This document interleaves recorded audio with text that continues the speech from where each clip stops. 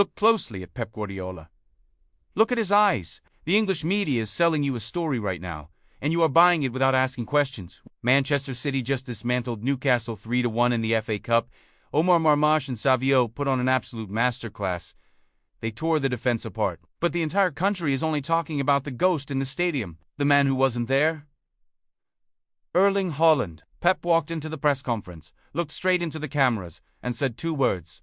Ankle issue, please. If you believe that, you do not understand the highest level of European football. This isn't about an ankle.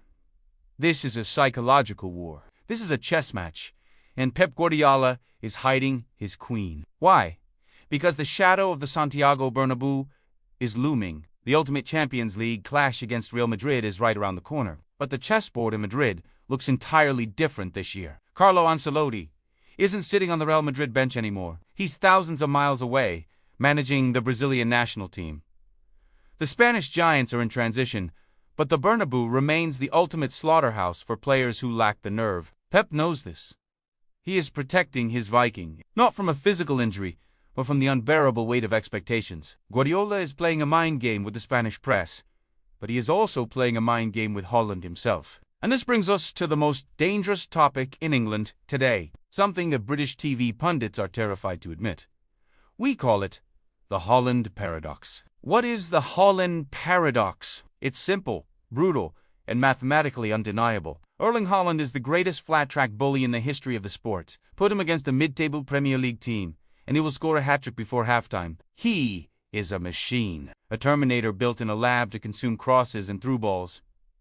But what happens when the lights get too bright? What happens in the semi-finals? The finals. When the system breaks down and Guardiola's intricate passing matrix fails under heavy pressure, Haaland disappears. He becomes a passenger, a 1.95-meter ghost wandering aimlessly between elites. To survive the Bernabéu, you cannot just be a system player. You cannot just be an athlete. You need to be a force of nature. You need to be a myth. So, before City steps onto that pitch in Madrid, we are putting Erling Haaland through the ultimate reality check. The benchmark for greatness. We are putting him on the legend meter. And to measure a striker's ability to destroy elite defenses on the biggest stages of the world, there is only one name you can use. The man who literally made the toughest stadiums on earth applaud him. The phenomenon. Ronaldo Fenômeno. Let us break it down. We are going to grade Haaland against Prime R9 in the exact attributes needed to conquer Real Madrid. The truth hurts, but the tape never lies. Category 1 is first touch under pressure. Picture this.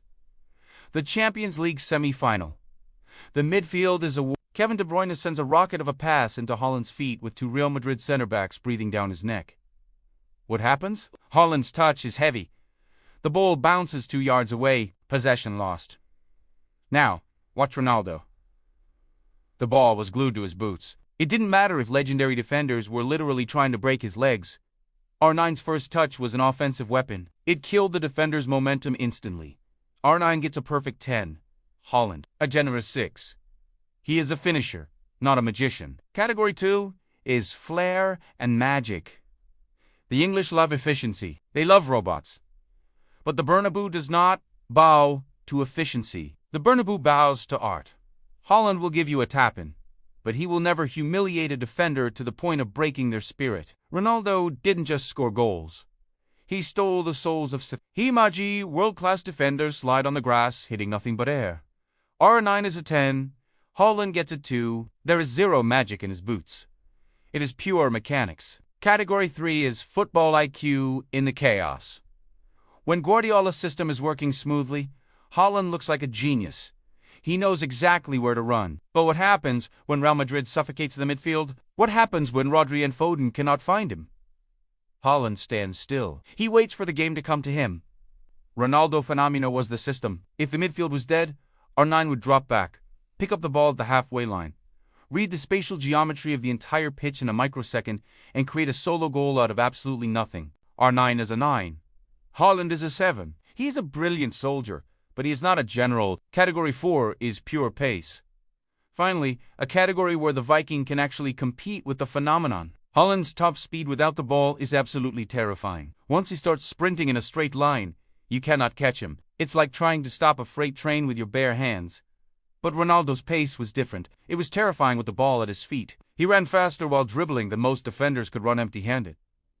Haaland takes the 10, but Haaland earns a massive 9 here. He is an athletic freak of nature.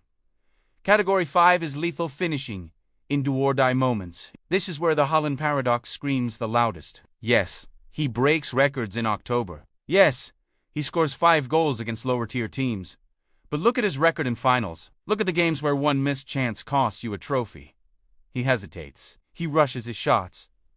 Now look at Ronaldo. World Cup Final, 2002. UEFA Cup Final, 1998. The bigger the pressure, the colder the blood in his veins. The scariest goalkeepers on the planet looked like frightened children facing Arnai in a 101. Arnai is the undisputed 10. Haaland gets an 8. Elite! Yes, but immortal. Not yet. Halfway through the legend meter, and the reality of the situation is starting to unfold. Guardiola knows this flaw exists. He knows he needs to ignite a furious fire inside Haaland, which is exactly why he is playing these psychological games with the press. Guardiola is hiding Haaland from the noise, protecting his mindset, because the next 5 categories demand a level of mental fortitude that the Norwegian striker has yet to prove on the ultimate stage. We move to category 6. The weak foot in a fraction of a second. Imagine you are playing against Real Madrid. The game is tied.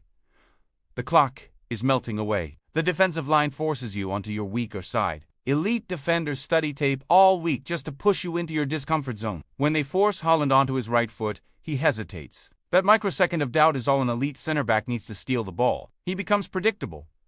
He needs his left foot to feel safe. Now, remember the phenomenon. Ronaldo was a nightmare because he simply had no weak foot. He was perfectly ambidextrous. If you pushed him left, he destroyed you. If you pushed him right, he destroyed you. The defender was trapped in a guessing game where every answer led to a goal. Ronaldo takes a perfect 10.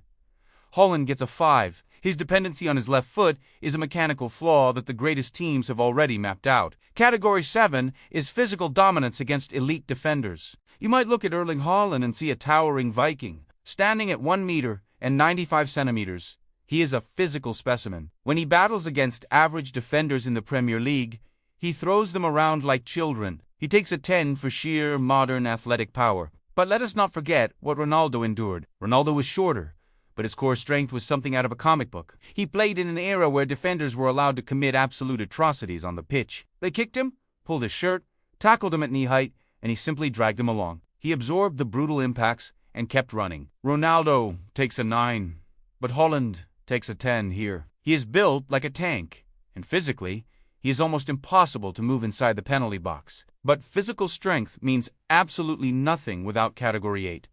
This is the core of our entire debate. The big game clutch, the paradox itself, the ability to decide a match when the whole world is watching and the pressure is suffocating. This is where the truth cuts deep. Haaland has built an empire on scoring multiple goals in games that are already won. He will crush the bottom 10 teams of the league with absolute zero mercy. But when Manchester City reaches a Champions League semi-final or a crucial cup final, a strange silence falls over him. The paradox reveals itself. He struggles to bend the chaotic narrative of a massive game to his will.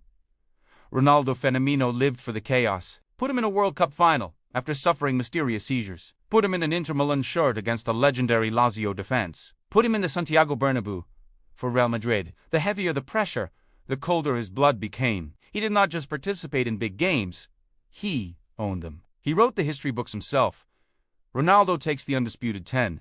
Haaland takes a 6. He is elite, but he is not yet immortal. But the big game clutch category hides layers that most modern statistical debates refuse to confront. Numbers alone cannot measure what happens to a player's mind when 90,000 people rise from their seats and the stadium becomes a living organism. That moment separates machines from legends.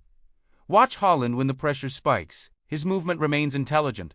His positioning remains perfect, but something subtle changes.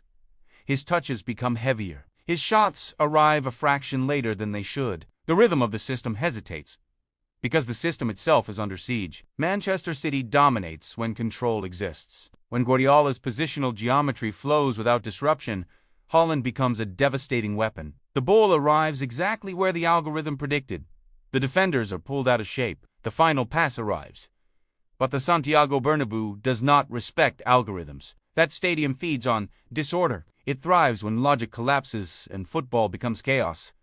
Crosses are cleared in panic. Midfield lines break apart. The ball ricochets into strange spaces where instinct replaces tactics. And that is where the phenomenon was born. Ronaldo did not need the system to remain intact. In fact, he almost preferred when the system collapsed.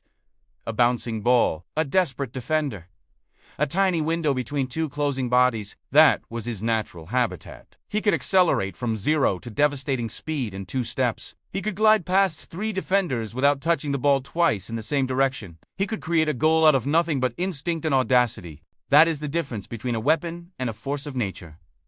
Weapons require a trigger. Forces of nature create their own storm. This is the hidden layer inside Category 8. The paradox that Guardiola understands better than anyone. He knows Haaland is the most efficient striker of this generation. He knows the Norwegian is a goal-scoring machine when the supply chain remains intact. But he also knows something far more dangerous. The Bernabéu can break machines.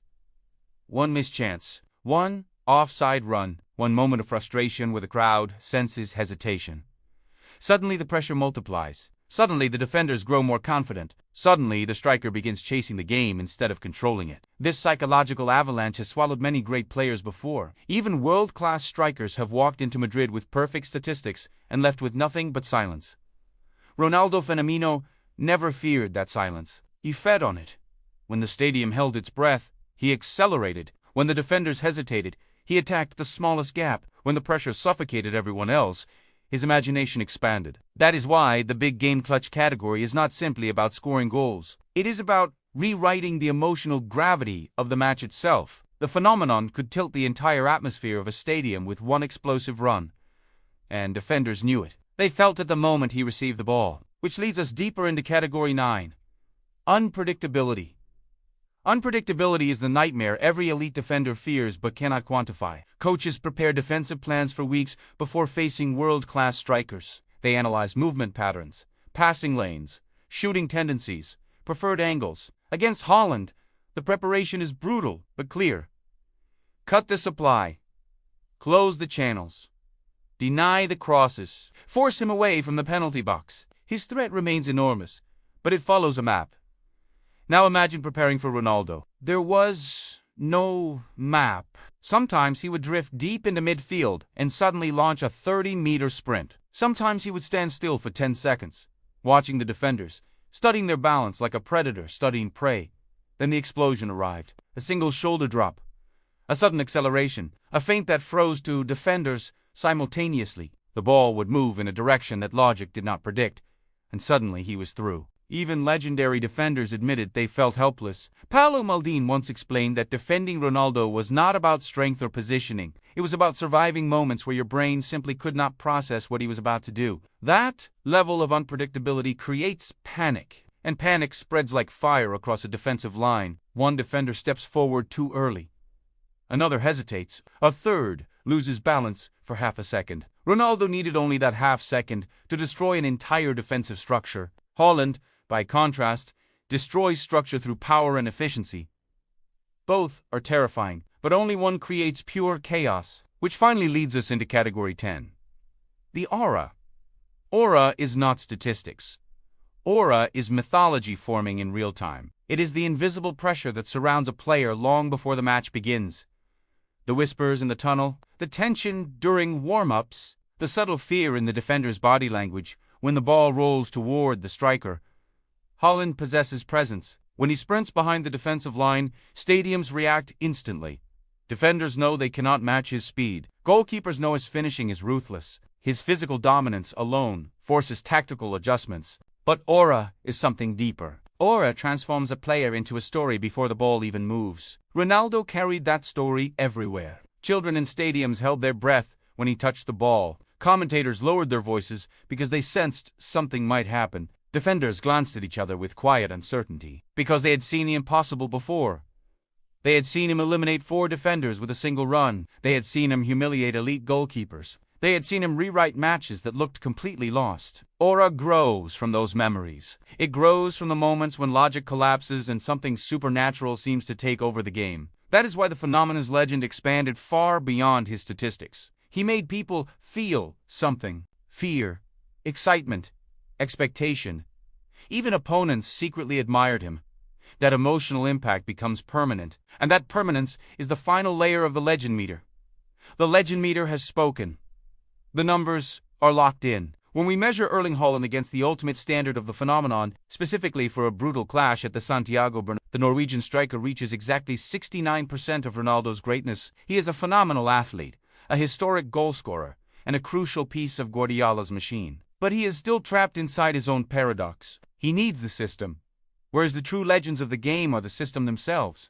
Guardiola knows this. That is why he is playing mind games. He is trying to create a narrative that protects his striker from the crushing pressure of the Spanish capital. So, as we watch Manchester City prepare for this monumental clash against the Real Madrid side rebuilding under new management, the ultimate question remains: will the robot finally break his programming and deliver a legendary performance, or will the Bernabéu swallow him whole once again? I know this verdict is going to make the English fans absolutely furious. I know the spreadsheet defenders are already typing furiously in the comments below, citing his goal records against lower-tier teams. I also know the football purists, the ones who remember the 90s and early 2000s, are nodding in agreement. There are three types of people watching this video right now: the Premier League fanatics who think football was invented in 2016, the nostalgic fans who know that true magic cannot be measured by a computer, and the Real Madrid supporters who are just waiting for the Viking to fail on their home turf.